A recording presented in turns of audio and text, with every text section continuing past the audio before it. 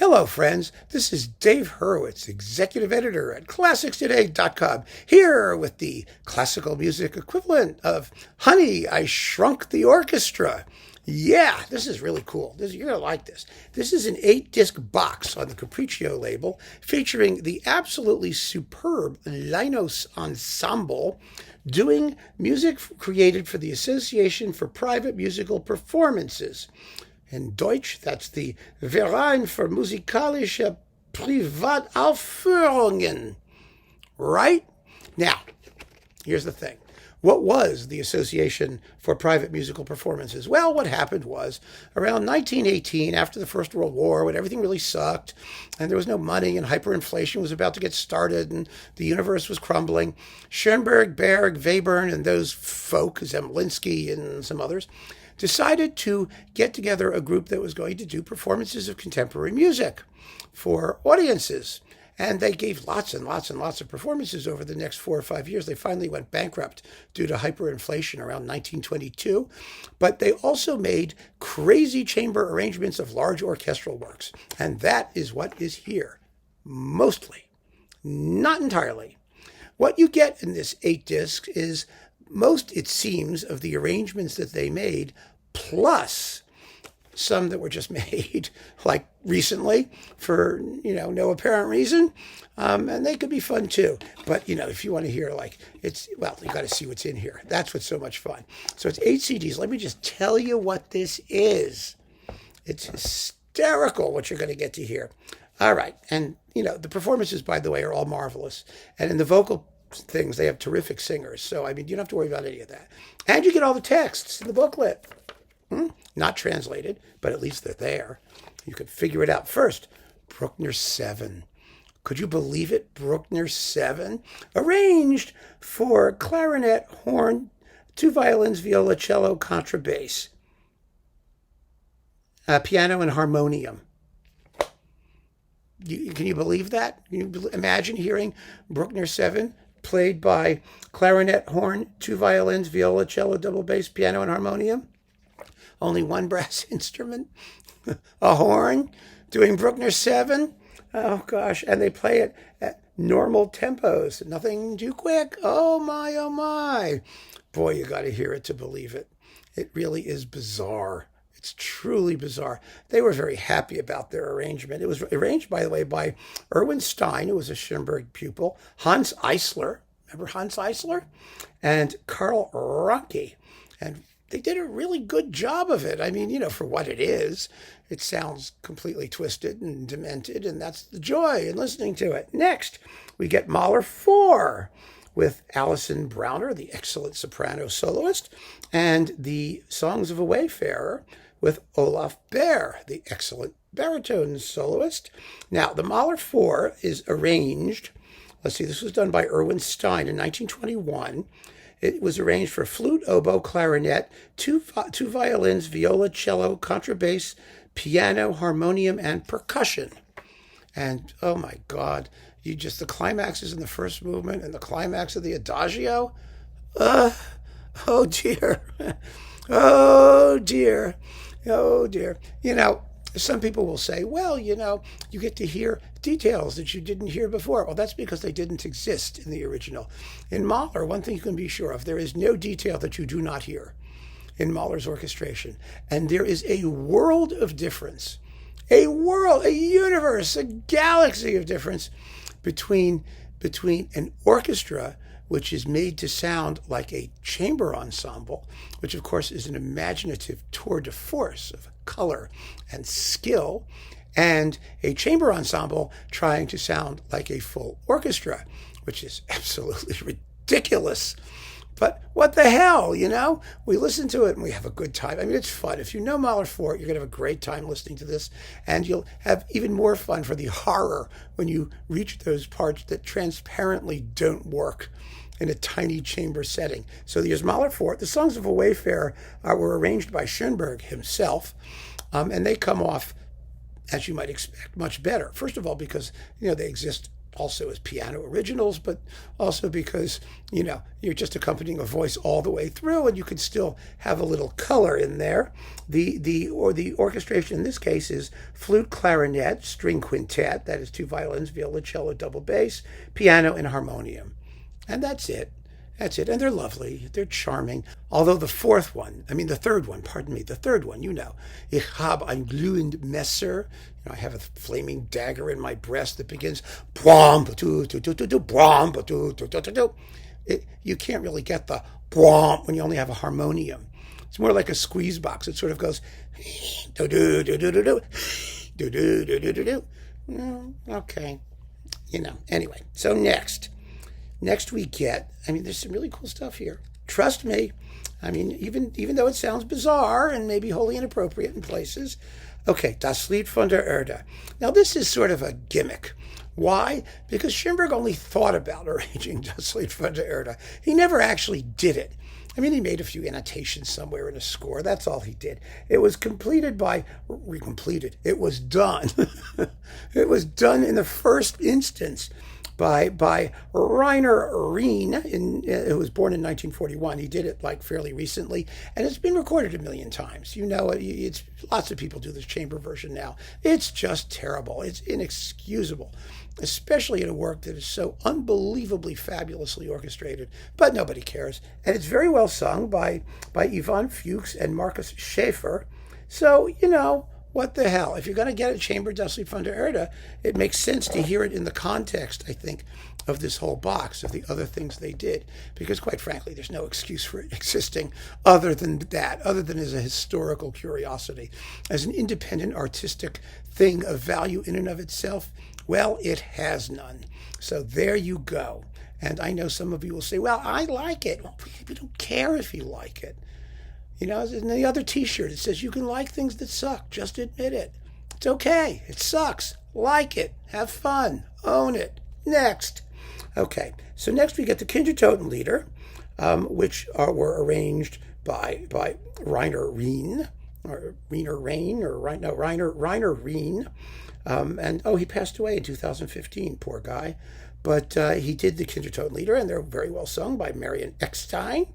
And it's arranged, does it say what it is? No, it just says chamber ensemble. It doesn't say what the chamber ensemble is.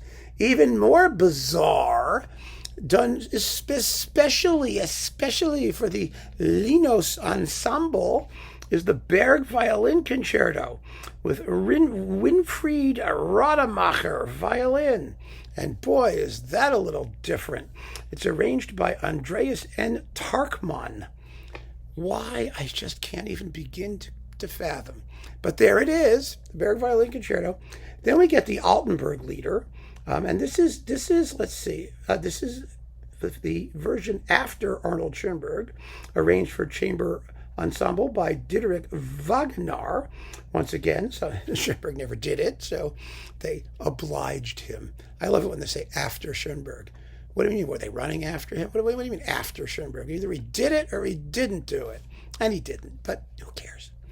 Who cares? Next, this is unbelievable. Disc 5, all to itself. And this is really theirs. It's the Max Reger Violin Concerto. Yeah. Which is 27, 14, and 15. Yeah, it's about 56 minutes long. 57 minutes long. It's like the longest and dullest violin concerto composed in the entire late Romantic period. It is quite excruciating. It was composed in 1909. And in this case, it was arranged for chamber ensemble by Rudolf Kolisch. Now, nobody likes the Reger Violin Concerto. Nobody. And I know the one person out there who does will write to me and say, I think it's wonderful. Good. Again, you're welcome to it. But here's the point. Reger's orchestration was so crappy most of the time. And again, I know some of you will say, well, the Buchmann suite's very nice. Yes, it is. He could do it when he wanted to. He just never wanted to. And when it comes to the violin concerto, he really never wanted to.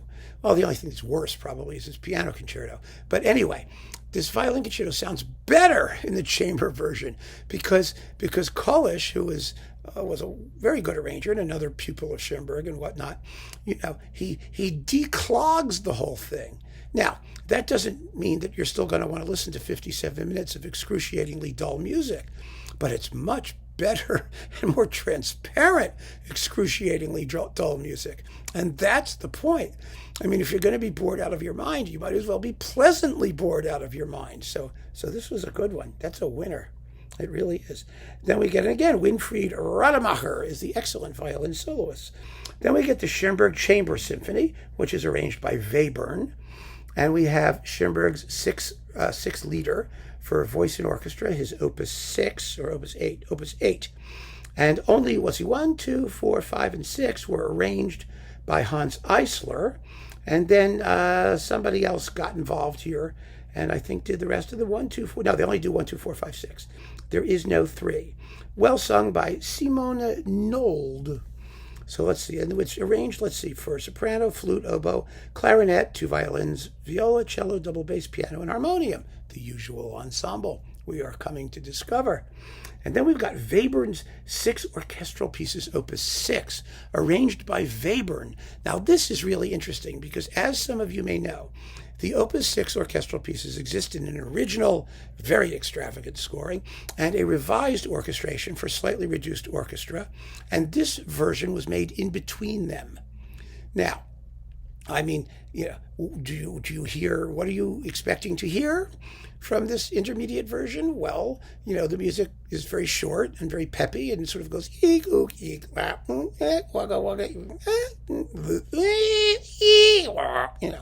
Well, it still does. But I love these pieces, and so do you. I know you do because we talked about them. They are extraordinary, especially the 4th one, the Funeral March, which is terrifying, absolutely horrifyingly terrifying.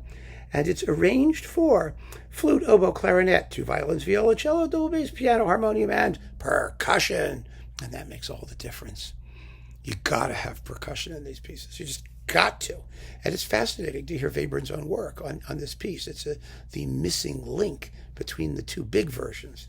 So that's lots of fun. Then disc number 7, you've got Debussy, the Prelude to the Afternoon of a Faun, orchestrated by Benno Sachs in 1921 for flute, oboe, clarinet, 2 violins, bass, piano, harmonium, and antique cymbals. Now, this is very, very interesting because there's no harp. How could you have the Afternoon of a Faun with no harp? I mean, it ceases to be an afternoon practically. But they do it, and it's quite interesting. And then we've got Reger's Romantic Suite. And this is organized by Schoenberg and Rudolf Kalisch for flute, clarinet, horn, bassoon, 2 violins, viola, cello, bass, piano, and harmonium. And, the Romantic Suite's another piece he did that's actually rather nice in its original version, and it's nice in this version. It works just as well. It's really quite, they played a lot of Max Reger, these people, tons and tons. He was actually played more frequently than Schoenberg. He may have been the composer they played most frequently, actually. I mean, it was probably the only time in his life that he was the most frequently performed composer amongst any group anywhere. So there you go. He had his 15 minutes of fame. And then we've got the Zemlinsky Metterlink songs.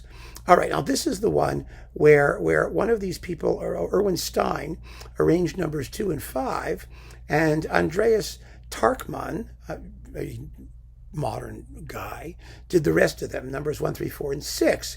Quite well sung again by Zoriana Kushpler. Yes, Kushpler, that's her name.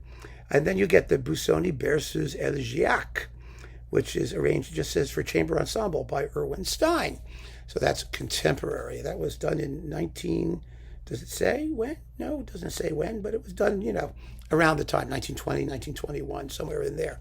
And then finally, at last, we get the delicious, obligatory Strauss Fest that Berg, Schoenberg, and Webern did.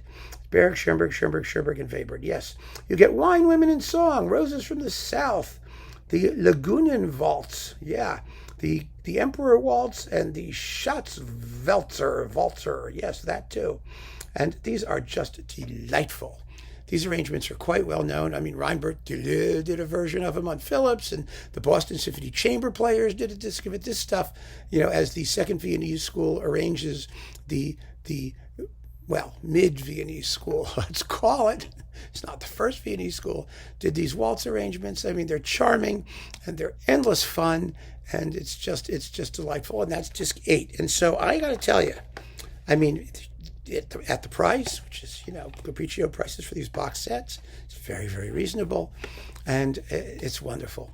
It's really wonderful. And for me, because so many of these arrangements are wholly unnecessary or grotesque or not even part of the original Association for Private Musical Performances, the reason to listen to it is in the box, to have the collection, because it really is a historical moment. It was an important historical moment and an interesting one, and that justifies some of the atrocities perpetrated on these musical masterworks. So whatever your rationale, what the heck, just go for it and keep on listening, friends. Take care.